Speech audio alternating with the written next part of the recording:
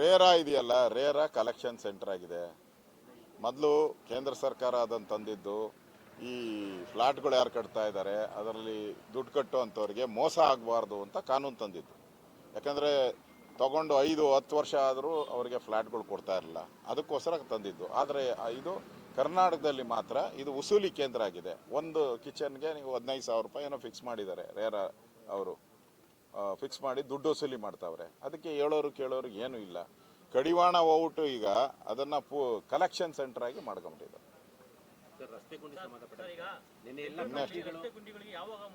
ನಿನ್ನೆಲ್ಲ ಕಂಪ್ನಿಗಳು ಆರೋಪ ಮಾಡಿದ್ರು, ಬ್ಲಾಕ್ ಬಕ್ ಕೂಡ ನಾವು ಬಿಟ್ಟು ಹೋಗ್ತೀವಿ ಅಂತ ಹೇಳಿದ್ರು. ನಿನ್ನೆ DKC ಅವರು ಟ್ವೀಟ್ ಮಾಡಿ ಗುತ್ತಿಗೆದಾರರಿಗೆ ನವೆಂಬರ್ ಒಳಗಡೆ ಎಲ್ಲ ರಸ್ತೆ ಗುಂಡಿಗಳನ್ನ ಮುಚ್ಚಬೇಕು ಅಂತ ಗಡುವು ಕೊಟ್ಟವ್ರೆ ಸರ್. ಕಂಪ್ನಿಗಳು ಇದು ಆಕ್ರೋಶ ಹೊರ ಹಾಕಿದ್ರು. ನಾನು DK ಶಿವಕುಮಾರ್ ಅವ್ನು ಕೇಳ್ತೀನಿ, ಯಾವ ನವೆಂಬರು? 2028ನೇ ನವೆಂಬರ, 2029ನೇ ನವೆಂಬರ? ಯಾವ ನವೆಂಬರ್ ಅಂತ ಹೇಳಿಲ್ಲಲ್ಲ ಅವರು. ಮತ್ತೆ ಅವರು ಇದುವರೆಗೂ ನಾನು ನೋಡ್ದಂಗೆ 6 ಪ್ರೆಸ್ ಮೀಟ್ ಮಾಡಿದ್ದಾರೆ ಗುಂಡಿಗಳ ಬಗ್ಗೆನೆ. 6 ಪ್ರೆಸ್ ಮೀಟಲ್ಲೂ ಹೇಳಿದ್ದಾರೆ ಇನ್ನು 15 ದಿನದಲ್ಲಿ ಗುಂಡಿಗಳು ಮುಚ್ತೀರಿ ಅಂತ. 6 ಪ್ರೆಸ್ ಮೀಟ್ ಇದೇ ಪದ ಹೇಳಿದ್ದಾರೆ. 6 ಪ್ರೆಸ್ ಮೀಟ್ ಆದ್ಮೇಲೆ ಗುಂಡಿ ಇದೆ ಅಂತ ಹೇಳಿದ್ರೆ ಅವ್ರ ಪ್ರೆಸ್ ಮೀಟ್ಗೆ ಏನು ಬೆಲೆ ಇದೆ? ಹಣನೇ ಬಿಡುಗಡೆ ಮಾಡದೆ, ಹಣನೇ ಇಲ್ಲದೆ ಗುಂಡಿ ಮುಚ್ಚು ಅಂದ್ರೆ ಯಾರು ಮುಚ್ತಾರೆ ಗುಂಡಿ? ಹಿಂದೆ ನಮ್ಮ ಸರ್ಕಾರ ಇದ್ದಾಗ, ಯಡಿಯೂರಪ್ಪನವ್ರು ಮುಖ್ಯಮಂತ್ರಿ ಇದ್ದಾಗ, ಬಸವರಾಜ ಬೊಮ್ಮಾಯಿ 8,000 ಕೋಟಿ ಕೊಟ್ಟಿದ್ರು. ಯಡಿಯೂರಪ್ಪನವರು ಮುಖ್ಯಮಂತ್ರಿ ಇದ್ದ BDAಯಿಂದ ದುಡ್ಡು 6,000 ಕೋಟಿ ಕೊಡಿಸಿದ್ರು ಕಾರ್ಪೊರೇಷನ್ ಬಿಟ್ಟು. ಪ್ರತಿ ವರ್ಷನೂ ಕೂಡ BJP ಸರ್ಕಾರ ಇದ್ದಾಗ 7,000 ರಿಂದ 8,000 ಕೋಟಿ ಅನುದಾನವನ್ನು ಸ್ಪೆಷಲ್ ಕಾರ್ಪೊರೇಷನ್ದಲ್ಲ, ಗೌರ್ಮೆಂಟ್ ಆಫ್ ಕರ್ನಾಟಕದಿಂದ ಕೊಡ್ತಾ ಇದ್ರು. ಆಗ ರಸ್ತೆಗಳೆಲ್ಲ ಸರಿ ಇದ್ವು. ಈಗ 2.5 ವರ್ಷ ಆಗಿದೆ. ಈ ಮನೆಯಾಳ ಕಾಂಗ್ರೆಸ್ ಸರ್ಕಾರ ಬಂದು 2.5 ವರ್ಷ ಆಗಿದೆ, ಏನು ಹಣ ಬಿಡುಗಡೆ ಮಾಡಿಲ್ಲ. ಈಗ ಒಂದೇ ಸರಿ 2.5 ವರ್ಷದ್ದು ಏನು ಟಾರ್ ಹಾಕಬೇಕಾಯ್ತು, ಆಸ್ಫಾಲ್ಟ್ ಮಾಡಬೇಕಾಯ್ತು, ಮೋರಿಗಳು ಮಾಡಬೇಕಾಯ್ತು, ಅಷ್ಟನ್ನು ಒಂದೇ ಸರಿ ನವೆಂಬರ್ ಒಳಗಡೆ ಮುಚ್ಚಬೇಕಂದ್ರೆ ಯಾರಾದರೂ ಕಿಂದ್ರ ಜೋಗಿಯೇ ಬರಬೇಕು, ಬೇರೆ ಯಾರ ಕೈಲೂ ಆಗಲ್ಲ. ಮಾಟ ಮಂತ್ರ ಮಾಡೋರು ಯಾರನ್ನ ಬಂದು ಮಂತ್ರ ಮಾಡಿಬಿಟ್ಟು ಇಲ್ಲಿ ಟಾರ್ ಹಾಕಬೇಕೇ ಹೊರತು ನವೆಂಬರ್ ಒಳಗಡೆ ಮುಚ್ಚಕ್ಕೆ ಸಾಧ್ಯನೇ ಇಲ್ಲ.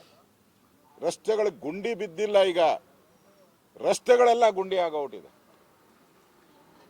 ಸಿಲಿಕಾನ್ ವ್ಯಾಲಿ ಅಲ್ಲ, ಗುಂಡಿಗಳ ವ್ಯಾಲಿ ಇದು. ಸಿಲಿಕಾನ್ ವ್ಯಾಲಿ ಹೋಗಿ ಗುಂಡಿಗಳ ವ್ಯಾಲಿ ಆಗಿದೆ. ಈಗ ಪಾಟೋಲ್ ಮುಚ್ಚಕ್ಕೆ ಆಗದೇ ಇಲ್ಲ.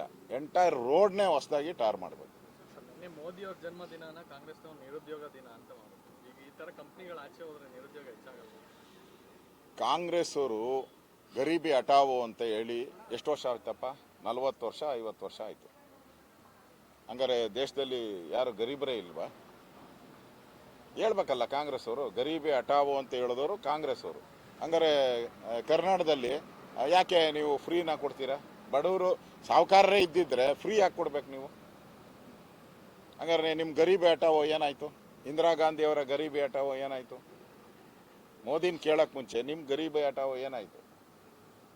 ಮೋದಿಯವರು ಬಂದ ಮೇಲೆ ಇಡೀ ಪ್ರಪಂಚದಲ್ಲಿರ್ತಕ್ಕಂಥ ಎಲ್ಲ ಕಂಪನಿಗಳು ಭಾರತಕ್ಕೆ ಬಂದು ಇನ್ವೆಸ್ಟ್ ಮಾಡಬೇಕು, ಇಲ್ಲೇ ತಯಾರು ಮಾಡಬೇಕು ಅಂತ ಮಾಡಿದ್ದಾರೆ. ರಕ್ಷಣಾ ಇಲಾಖೆಯಲ್ಲೂ ಇದುವರೆಗೂ ನಾವು ರಕ್ಷಣೆ ಇದರಿಂದ ಬೇರೆ ದೇಶದಿಂದನೇ ತರಿಸ್ತಾ ಇದ್ರಿ. ಈಗ ನಮ್ಮ ದೇಶದಲ್ಲಿ ತಯಾರು ಮಾಡಿ ಬೇರೆ ದೇಶಕ್ಕೆ ರಫ್ತು ಮಾಡುವಂಥ ಸ್ಥಿತಿಗೆ ತಂದಂಥವ್ರು ಮೋದಿಯವರು. ನಮ್ಮ GDP ಇರ್ಬೋದು, ನಮ್ಮ GDP ಗ್ರೋತನ್ನು ವಿಶ್ವ ಮಟ್ಟದಲ್ಲಿ ಹೊಗಳ್ತಾ ಇದ್ದಾರೆ. GDP ಗ್ರೋತ್ನ, ಇಂಡಿಯಾ GDPನ. ಈಗ ಅಮೇರಿಕಾದ ಟ್ರಂಪೇ ನಮ್ಗೆ ಸವಾಲು ಹಾಕಿ ಪಾಪ ಮೂಲೆ ಸೇರಿದ್ದಾರೆ. ಅವರು ಸ್ಯಾಂಕ್ಷನ್ ಹಾಕ್ತೀನಿ ಅಂದರು, ಟ್ಯಾಕ್ಸ್ ಇದು ಜಾಸ್ತಿ ಮಾಡಿದ್ದೀನಿ ನಿಮಗೆ ಅಂದರು. ಈಗ ಅವರೇ ಫೋನ್ ಮಾಡಿ ಇಲ್ಲ ಫ್ರೆಂಡ್ ಪ್ಲೀಸ್ ಅಂತ ಹೇಳ್ತಾ ಇದ್ದಾರೆ. ಅದು that is the Modi style.